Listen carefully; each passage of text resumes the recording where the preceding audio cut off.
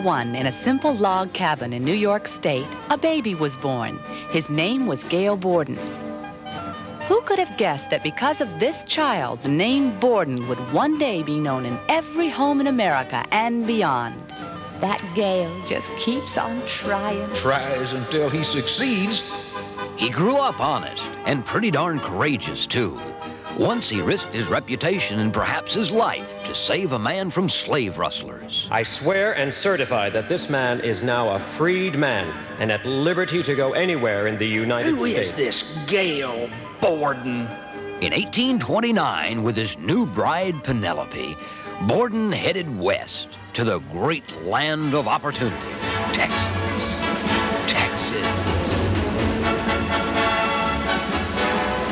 He became a surveyor and soon made many friends in Stephen F. Austin's new colony. Good man, that Borden. Conscientious, too. Texas was still part of Mexico then, but tensions between the Mexican government and the settlers erupted in 1832. Together with Stephen F. Austin, James Bowie, and Sam Houston, Gail Borden helped draft petitions to Mexico, the first Texas state constitution, and later, the proclamation of war against Mexico. Suddenly, the Bordens were in the middle of the Texas Revolution. But how can people learn what's happening if we're winning or losing? Texas needs a newspaper. The Telegraph and Texas Register was the first permanent newspaper in Texas. In one issue, a headline appeared that became a rallying cry for all Texans: remember the Alamo. Today, the Telegraph is known as the Houston Post. Finally, peace came, and the Borden family moved to Galveston. There, Gail Borden was Texas' first collector of customs. And he began inventing things, including the Terraqueous machine. It was designed to sail on land or sea. The wind's so strong. Oh, will this thing really float?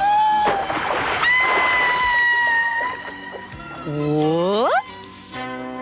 He failed many times, but he never stopped trying. Next came the meat biscuit.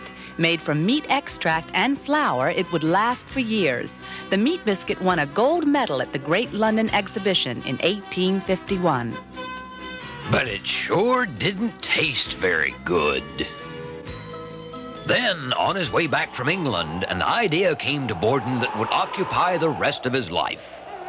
The seas were rough, and the cows on board ship were seasick. There was no milk for the children. The cries of the hungry babies haunted Gail Borden. These babies have no milk. They're dying. And all over America, children get sick and often die because the milk they do get is contaminated. There must be a way to purify milk and keep it fresh. He began to search for a way to purify and keep milk. Finally, the answer came. By heating and condensing the milk in a vacuum pan. Gail Borden essentially discovered pasteurization before Louis Pasteur. At that time, most dairies were dirty, germ-laden places. In cities, cows were often fed on swill from breweries, and chalk was used to make the milk white. Now back in dairying country, Gail Borden insisted that cows be fed only grass or fresh hay. He also insisted on absolute cleanliness on the farms chosen to supply his raw milk. And how the farmers complained. That Borden. Scald the containers. Wash your hands. Keep the cows clean. But Borden was laying a foundation for the entire dairy industry. The road was not easy. At first, Gail Borden himself pushed a handcart through the streets of New York.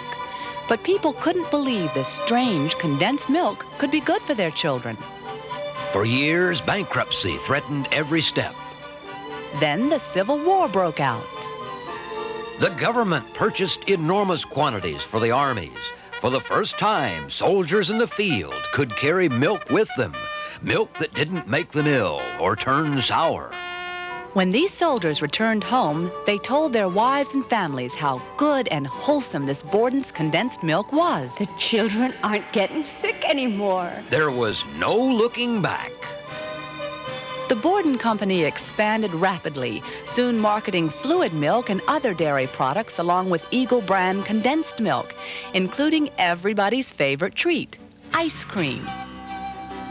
And 50 years ago, the name Borden returned to Houston. And then came Elsie, the nation's favorite spokesperson, and mine. Elmer, Little Beulah, and Beauregard weren't far behind. In the beginning, Elsie hobnobbed with movie stars and even co-starred in the movie Little Men. But the bright lights and glamour weren't enough. Our Elsie traveled far and wide to raise money to fight polio. She went to Canada to raise relief funds for World War II bombing victims in England. When the United States entered the war, Elsie helped sell over $10 million worth of war bonds and stamps. Today, she travels all over the country, visiting sick and handicapped children and veterans' hospitals, just to make someone smile. We even come to you on television to keep you informed about what Borden's doing for you. Today, Borden's products are sold all over America. Fresh milk from spotless dairy farms is rushed in refrigerated trucks to us here at our new Houston ice cream plant. We take that fresh milk and cream and make enough ice cream and ice cream novelties each year to fill the Astrodome. Then we rush those products to all of South Texas and the surrounding states so that everyone can enjoy the freshest, best-tasting ice cream anywhere. Borden ice cream is better than anything in the world. Better than anything in the world and good enough to take into space. NASA voted Lady Borden ice cream #1 and selected it for the 4th Columbia mission. Who could have guessed? A man born in a log cabin. That Gail just keeps on trying. A man who helped found the state of Texas. Good man, that Borden. A man who changed the dairy industry forever. Scald the containers. Wash your hands. A man who cared. The children aren't getting sick anymore.